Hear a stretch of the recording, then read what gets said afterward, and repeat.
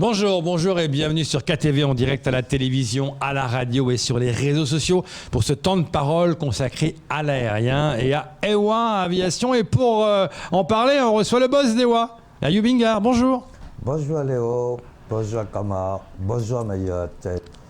Juste bémol, c'est pas EWA Aviation, c'est Je sais. EWA Air. Je sais, quand j'ai lâché le mot aviation, j'ai dit mais je suis nul en fait, c'est EWA Air, bon bah c'est sorti comme ça. Bref, on parle de l'aviation évidemment, avec une bonne nouvelle, enfin une bonne nouvelle, Ayoub Ingar, c'est bon, on peut décoller pour Moroni. Comme vous le dites, c'est une très très bonne nouvelle. Enfin, l'horizon commence à s'éclaircir. Après pas mal de tractations entre les autorités françaises et comoriennes, on est arrivé à partir de cette semaine, il y aura l'ouverture sur Moroni, Grande Comore, à raison de 2 vols par semaine. 2 vols par semaine côté français, 2 vols par semaine côté comorien. Donc premier décollage prévu vendredi pour Alors, aller... pour Hawaïa, premier décollage prévu vendredi, décollage à 13h.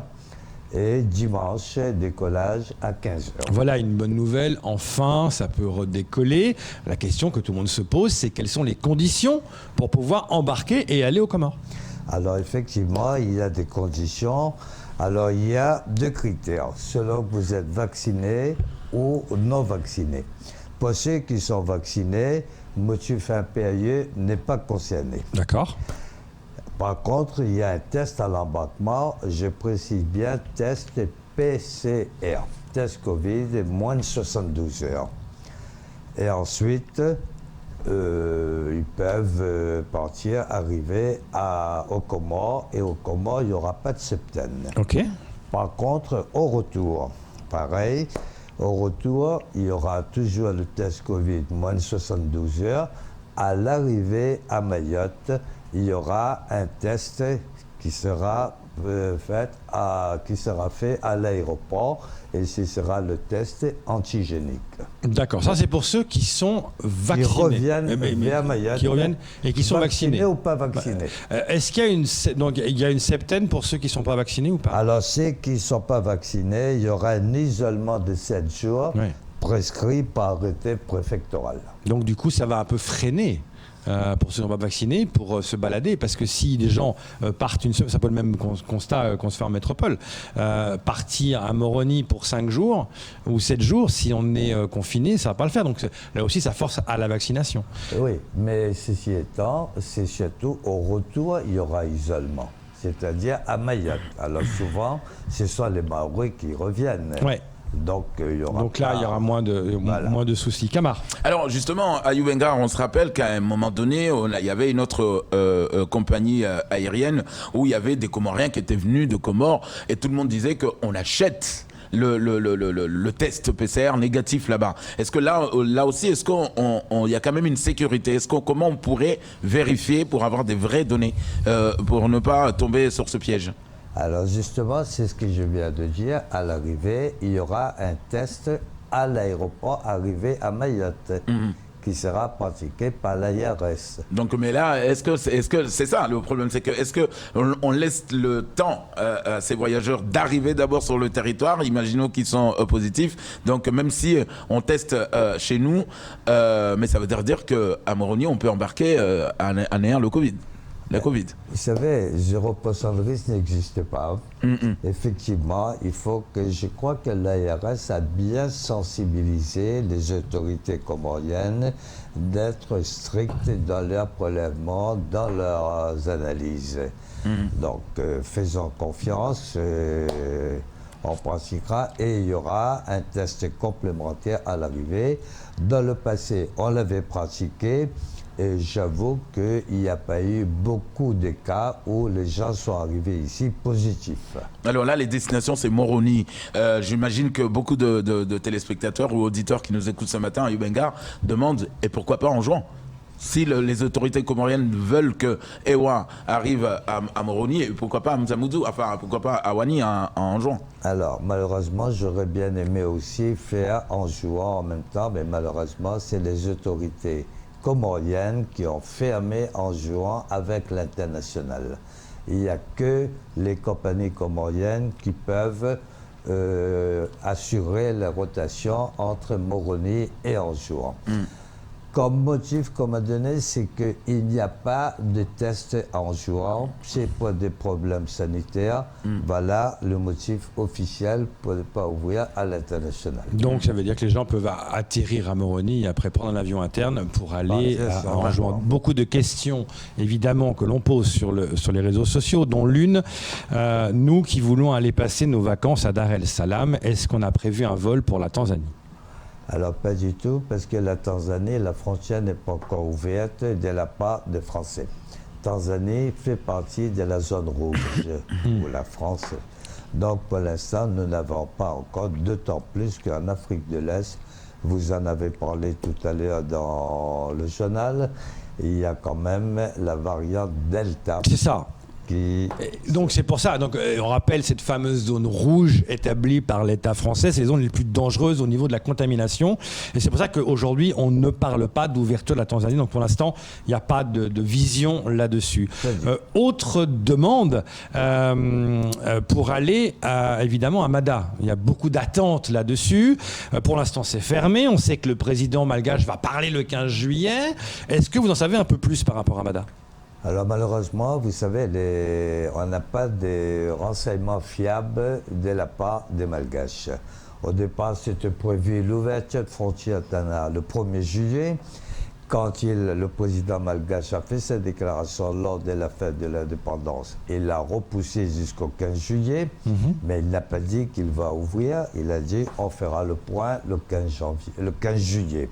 Donc le 15 juillet, quand il va parler, soit il ouvre Tana, pour l'instant on se fixe que sur Tana. Et c'est le bruit qui court, hein. Il devrait peut-être ouvrir Tana.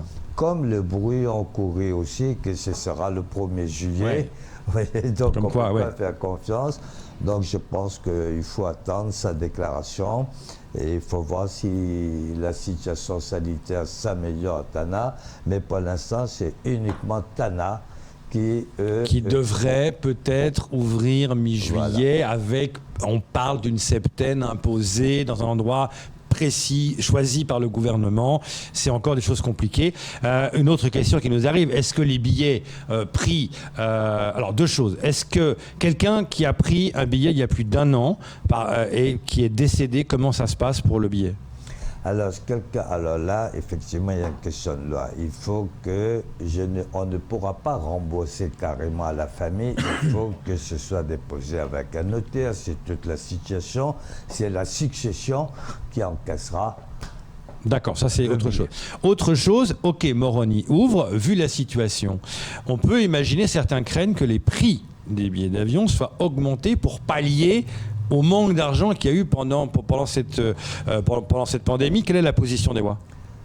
Léo, vous n'êtes pas musique. Je vous ai toujours dit, le billet n'augmenteront pas. Oui, voilà, mais c'est bien de leur préciser parce que des fois, peut-être, dans un élan de générosité, on dit bon, on va peut-être augmenter de 2 ou 3 euros. Non. Qu'on soit clair, les prix n'augmentent pas. C'est ce que j'ai dit, nos tarifs restent le même. Par contre, c'est ce que je précisais, attention, vérifiez bien, les taxes pourraient augmenter. Donc, il ne faut pas que les passagers, s'ils voient qu'ils ont payé un peu plus, c'est à cause que c'est la compagnie qui s'égave, absolument. C'est les taxes qui augmentent ? C'est les taxes qui risquent d'augmenter au 1er juillet. Ah oui, c'est ça. Et donc maintenant, on peut passer sur votre site pour commencer à réserver. Ça, c'est ouvert maintenant. D'ailleurs, la réservation commence à partir. On a déjà une trentaine de réservations. On a ouvert réservation vendredi sur Moroni. Nous avons déjà une trentaine de réservations sur le vol de vendredi. Donc ça démarre, ça prouve que les Maoris ont ça prouve l'engouement. Hein. C'est ça, c'est clair, Camar.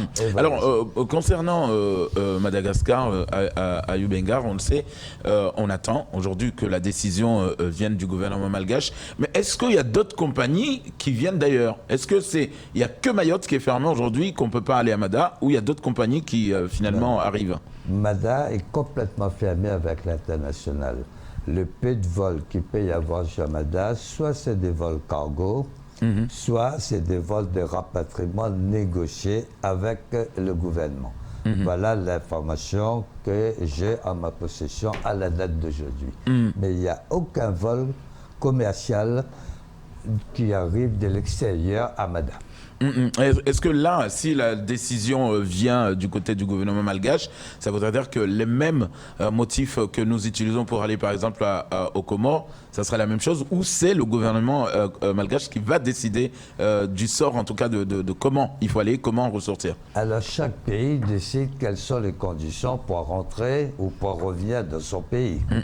Donc, je pense que pour les autorités françaises à Mayotte, il y aura le test PCR 72, c'est ce que je mets là, je parle au conditionnel, hein, sauf si la situation s'aggrave là-bas. Même si Tanao, ça ne veut pas dire que Mayotte va nous autoriser à partir tout de suite si la situation, ils n'ont pas toutes les informations de la situation sanitaire. Justement, parce qu'on l'a dit tout à l'heure, on sait que peut-être que les chiffres sont un peu faussés, on n'a pas c'est un peu comme les Comores, des fois on voit les chiffres et puis on voit la situation qui parfois n'est pas réelle. Est-ce que l'État français fera confiance aux chiffres donnés par Madagascar ou diront, bon, ces chiffres peuvent être erronés? Vous savez, chez le chiffre, il y a aussi l'EMS qui est présent à Madagascar, qui a aussi ses statistiques. Donc, on se base aussi sur les chiffres de l'EMS.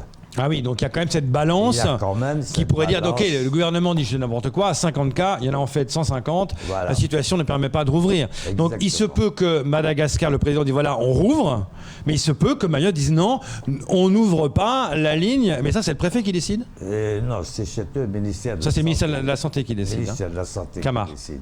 Alors, il y a une question que tout le monde s'est posée également pendant le premier et le deuxième confinement. À Youbengar, comment va la flotte aujourd'hui? On sait que pour des pilotes, c'est important de voler. Après des mois et des mois sans vol, est-ce que là, également, on va réchauffer un peu les machines avec ces pilotes-là qui n'ont pas pu voler pendant des mois? Alors, effectivement, même si nous étions cloués au sol, la formation, l'entraînement de notre personnel navigant était toujours en vigueur. Nos pilotes continuaient la formation comme d'habitude.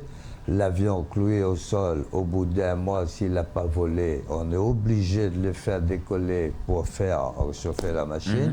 L'avion est entretenu au sol par nos mécaniciens, comme j'ai précisé la dernière fois, mais aussi bien notre personnel navigant commercial comme notre personnel navigant technique ont continué la formation, ont continué à être tout un tas de chômage technique. Ils ont respecté quand même la formation, donc ils n'ont pas été vraiment le bras croisé et à l'extérieur de la boîte pendant c'est ça que vous avez toujours expliqué, c'est que vous avez réussi, un, à tenir, deux, à former le personnel, à garder une certaine activité, parce que vous auriez pu dire, bon, bah, on peut rien faire, les gars, on ferme tout, rentrez chez vous. Oui. Alors, par exemple, vous savez, dans la réglementation aérienne, tous nos pilotes, tous les 6 mois, sont obligés d'aller en métropole pour faire la formation sur le simulateur. On a respecté tout ça. D'accord. On a respecté le cours au sol. On a continué la formation comme si on était en activité. D'accord. Combien de places disponibles, une question qu'on nous pose, combien de places disponibles pour aller à Moroni dans l'avion? Alors, dans l'avion, on a 62 places disponibles. D'accord. Donc là, il y a la moitié qui est déjà pleine, évidemment. Et j'imagine que c'est... donc là, c'est... Alors, on peut décoller les vendredis, vous avez dit, les vendredis et les dimanches. C'est appelé à évoluer en fonction de la demande? Bien sûr. C'est appelé à évoluer en fonction de la demande et en fonction aussi, on fera, je pense que on testera quand même à l'arrivée tous les passagers et tout. Après, on montera en crescendo si la situation sanitaire le permet, quoi. Oui, ça peut se dégrader aussi. Hein. Voilà, ça peut se dégrader. On parlait du variant Delta, ça peut se dégrader, de dire... Exactement. Donc là, en fait, maintenant, c'est ouvert, mais on ne sait jamais ce qui peut se passer dans l'avenir, quoi. Alors, moi, je donnerai une information à nos passagers, surtout... On va arrêter l'heure limite d'enregistrement 1h30 avant le vol. Surtout d'être ponctuel parce qu'on ne veut pas retarder nos vols, alors qu'ils soient ponctuels aussi bien au départ des Mayotte qu'au départ des Comores. Ça c'est important, c'est-à-dire que vous clôturez le vol 1h30 avant l'heure de départ. Donc si l'avion décolle à 10h, à 8h30, Tout le monde doit En plus, avoir voilà. fait sa carte d'embarquement. Voilà. Et ça, c'est non, mais d'habitude, il reste 20 minutes, une heure avant. Là, c'est vraiment pourquoi C'est pour des vraiment précautions. une heure et demie avant. Départ arrivé. Départ. Départ arrivé, c'est important. Kamar. Alors justement, à Youmengar, on sait que là, tout le monde, notamment, on salue notre ami Rivro qui nous écoute ce matin. Pour Madagascar, on sait que pendant la haute saison, ce qu'on peut appeler la haute saison, notamment pendant cette période de vacances, on sait que les billets, par exemple, augmentent un tout petit peu, donc forcément, parce qu'il y a beaucoup de demandes. Là, est-ce qu'on reste avec le prix normal ou le prix haute saison ? Si ça ouvre demain. Chez nous, il n'y a pas de prix basse saison, il n'y a pas de prix haute saison. D'accord. Nous avons des classes tarifaires, 3 ou 4, en fonction de disponibilité. On met des quotas. Mais le tarif restera le même, ce qui était avant la situation sanitaire qui se dégrade, avant Covid. Donc je reconfirme, il n'y aura pas d'augmentation de tarif, ce sera en fonction de classe tarifaire qu'il y aura actuellement en vigueur. On est à combien, pour donner un ordre d'idée, pour aller à Moroni, combien ça coûte en moyenne? Alors là, malheureusement, je n'ai pas emmené ça, je n'ai pas en tête, mais ça peut varier entre 400 et 450 euros TTC, quoi. Kamar. Alors, c'est vrai que la dernière fois, on a quand même parlé un peu de ce personnel, ces jeunes aujourd'hui qui travaillent au sein de la compagnie. Et là aussi, c'est une bonne nouvelle pour eux de pouvoir basculer du partiel en plein temps, je vais dire. Ah ben, ils sont très très contents, ils sont impatients de reprendre le vol, ils sont impatients de retrouver leurs passagers. Ils sont impatients de pouvoir enfin rentrer dans leur univers parce que ce sont des passionnés qu'on a, des jeunes, hein, et très professionnels. Et je les remercie d'ailleurs quand je l'ai annoncé jeudi soir qu'on va reprendre et tout. Bah, tout juste, c'était pas, ça s'est éclaté de joie. Ils attendent que ça. Hein. Et d'ailleurs, ils trouvent même que des vols par semaine, c'est pas suffisant. C'est clair. Alors, je viens de faire une petite simulation là sur votre site internet, évidemment. Alors, c'est 227, on est à 228 euros. Hors taxe. Non, toute taxe. 228 euros, toute taxe. Les taxes sont à 86 euros. Ça, c'est l'aller, hein. Je parle de l'aller. Hein. Ah, vous parlez de Je parle de l'aller. Il a eu un coup de bluff. Les retours, mauvais. Non, je parle de l'aller. Je fais une simulation. C'est des tarifs semi-flexibles. Donc, il reste évidemment de la place avec un départ à 13 heures. C'est ça, hein. Exactement. Et puis aussi, alors c'est entre 228 et 268. Alors, on le sait, c'est vrai que ce qui intéresse, moi je sais très bien que c'est cette réouverture de Madagascar. La dernière fois, à Youmengar, on vous posait une question. Est-ce que dans ces discussions qu'il peut y avoir entre la préfecture de Mayotte et le gouvernement malgache, est-ce que vous êtes associés ou vous êtes juste là, vous attendez que ça se discute entre eux et on vous donne une réponse après? Non, et nous ne sommes pas concernés par ça, ce qui est normal, parce que là, ils discutent entre eux. C'est surtout sur la situation financière, sur la situation diplomatique et tout. Une fois qu'ils se sont mis d'accord, là, on peut nous dire, vous pouvez aller, vous pouvez commencer vos vols. Alors justement, là on sait que par exemple, là c'était fermé, mais quand il y a par exemple ce qu'on peut appeler réquisition aujourd'hui, l'autorité française à Mayotte vous demande de rapatrier des Malgaches par exemple, est-ce que là c'est le gouvernement également qui donne les conditions ou c'est l'État français qui ordonne? Ben, normalement, je prends le cas, si jamais on veut desservir un pays, on nous réquisitionne. C'est l'État français qui fait la demande aux autorités malgaches, ce sont eux qui décident. Non, je suis en train de faire la simulation complète, en fait. Lui, non, je suis en train de voir, non, mais franchement, lui, il va aller à Moroni. C'était une question. Il va finir à Moroni, lui. Non, mais de savoir, c'est une question. Aujourd'hui, combien le billet? On voit que c'est très clair, que ça commence vraiment à se remplir. Avec, et les retours, c'est quand? Parce que là, je vois des retours un peu tout le temps. Ben, le retour, c'est pareil, c'est l'avion fait l'aller-retour. C'est le vendredi, ou le dimanche. dimanche. Donc ça, c'est vraiment, les 2 jours, ça fait vraiment du bien d'enfin parler d'une réouverture. Et là, en fait, on est en tout aujourd'hui, aller-retour à 350 €. Voilà, c'est ce que les gens voulaient savoir. C'est une question qu'on me posait aujourd'hui, à date, parce qu'évidemment, ça change beaucoup, ces choses-là, évidemment, et vous contrôlez, évidemment, au départ, pour ceux qui n'ont pas de vaccin, les motifs impérieux sont contrôlés par la compagnie. Par la compagnie. C'est pour ça qu'il faut arriver un peu avant, Mais pour qu'il y ait le temps de checker tout ça. Sur les instructions de la préfecture. Oui, la préfecture On a une liste qu'on nous donne et c'est à nous de contrôler. De contrôler évidemment tout ce qui est correct. On parle évidemment de Moroni. Merci beaucoup à Yobengard d'être venu ce matin. Et on attend les autres ouvertures. Et donc, on saura plus ou moins dans 10 jours par rapport à Mada. Et puis tant que ça reste en rouge, on verra pas les autres. Il n'y aura pas une trentaine de réservations, ça sera 500.